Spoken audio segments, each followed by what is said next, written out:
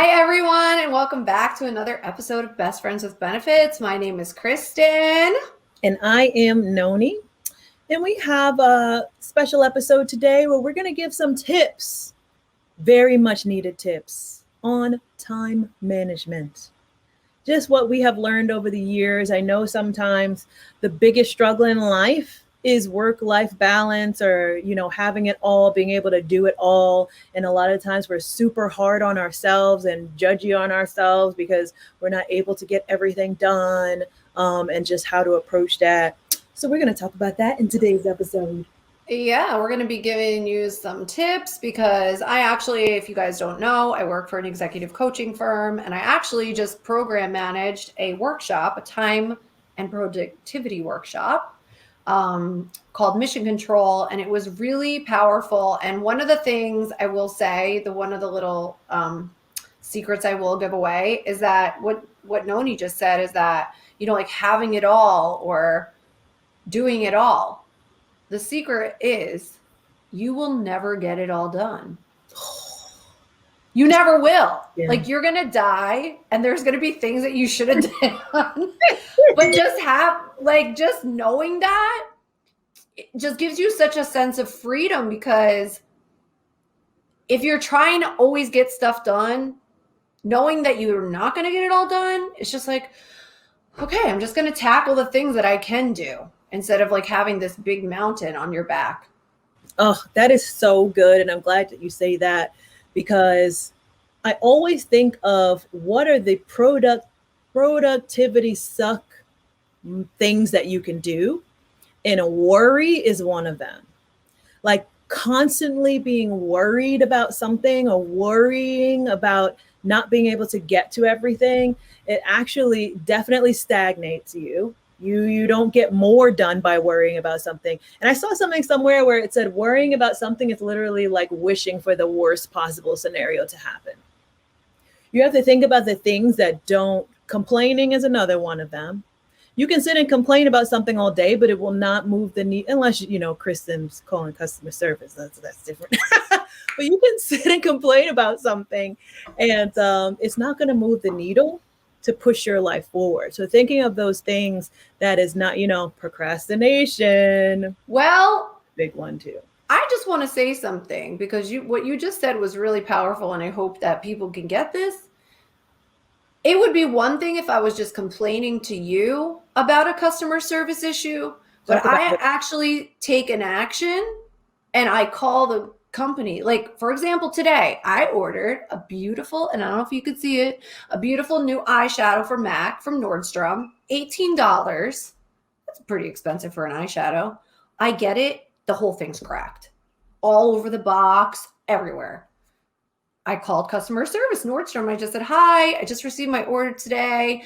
The eyeshadow is cracked. It's all over the box. She's like, oh my God, I'm so sorry. Would you like a full refund or a replacement? I was like, I would like a full refund because I actually can still use it. I mean, I got to get a brush, but still, it's just like, it was like that instantly. I'll give you a refund because they want me as a customer, but I wasn't nasty or anything. I just told them what happened. But it's just like, if you don't actually take the action and you're just complaining about it, that does nothing. That moves nothing forward. That's so good. And that speaks to another productivity suck thing to do is gossip. Because we learned in the program that we did, Landmark, gossip is when you talk about something to someone that cannot fix it. Like that's literally, it's just putting something negative in the space, but not fixing the actual problem that you're trying to fix. So if you have a problem with someone, if you're not talking to that person and working that out and clearing that out, it's only adding to whatever is negative in the space, which is adding to gossip. So you want to do things that are going to be productive, do things that are going to move things forward. Yep. What's your secret to not procrastinating, Chris? Oh my God. I was like the queen of procrastination, but like I would be that student in college that would literally do the paper like 2 hours before it's due. But I really, my secret now is just that I just do it. Like if it's in my calendar, that's the other thing about I've really learned. It's like if it's not in my calendar, I won't do it. Like it's not going to get done. So I even put doing my laundry in my calendar and making occasions for doing things in my calendar. So when that alarm goes off and I see it on my calendar, it's getting done. And I just do it, even if I don't want to, like getting up and going to Soul Cycle or Pilates. And I have the alarm set. I just do it. And if I have money invested in it, I'll most likely do it. Cause it's like, that's why I do go to Soul Cycle. It's expensive. It's $37 or whatever a class.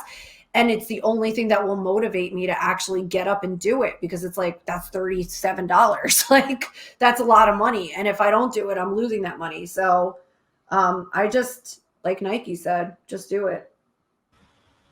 Yeah, I think that is huge. And I think there's also a way to think about procrastination too. I saw something on it was like a TikTok psychologist, and it was there is something about the task that you keep putting off.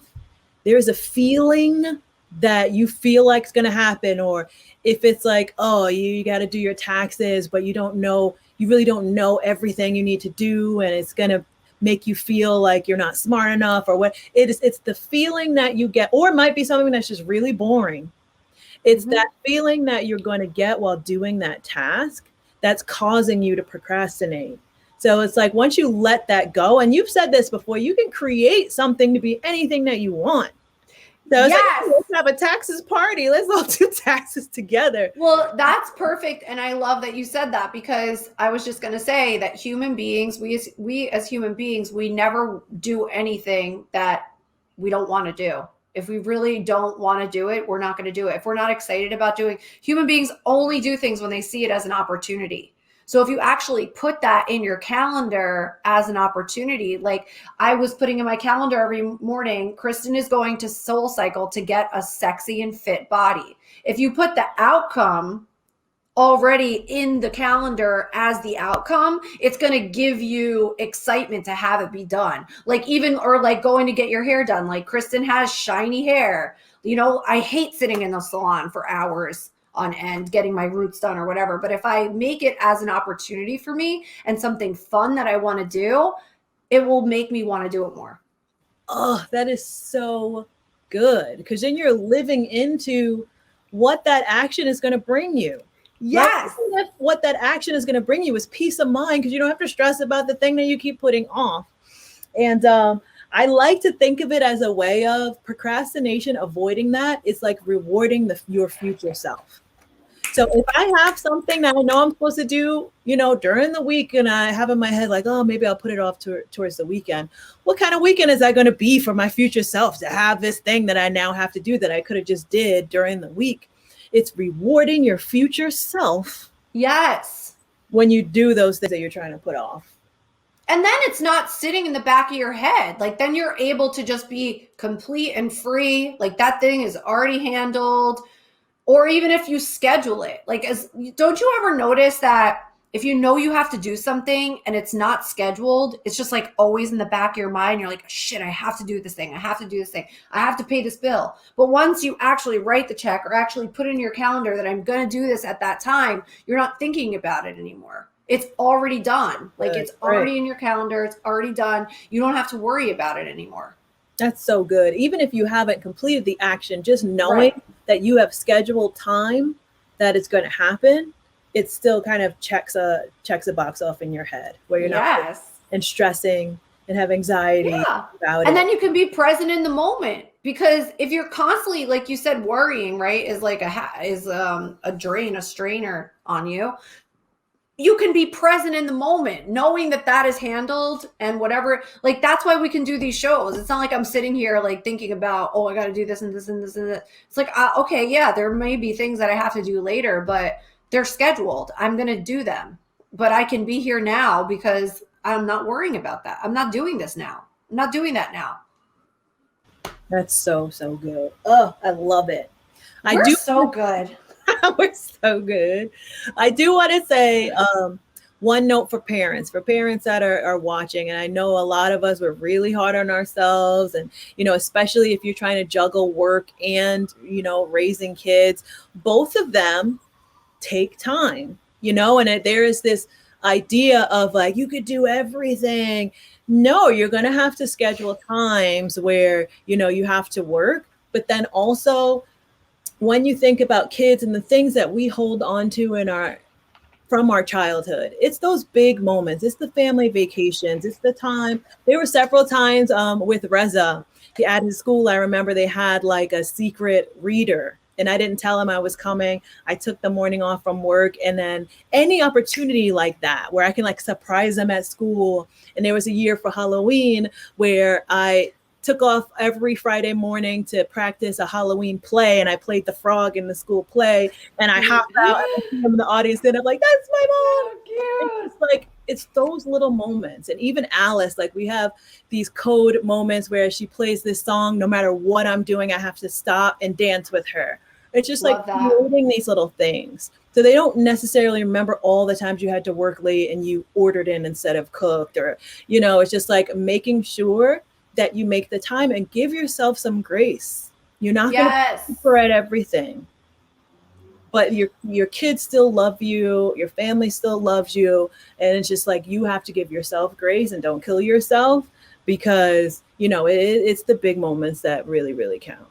Yeah. Oh my God, that is so great. And I think for you, especially because you do have such a busy schedule and you're back to back to back with all these things, that it was like Tracy McMillan had said, like schedule it. Like you want time with your partner one-on-one, schedule it. You want time with Reza or Alice or your family, put it in the calendar, block it off. That time is for them. This time is for work. This time is for my family. But actually scheduling it so that you know that that's what's going to happen, and that's like when you can actually be present with your family too.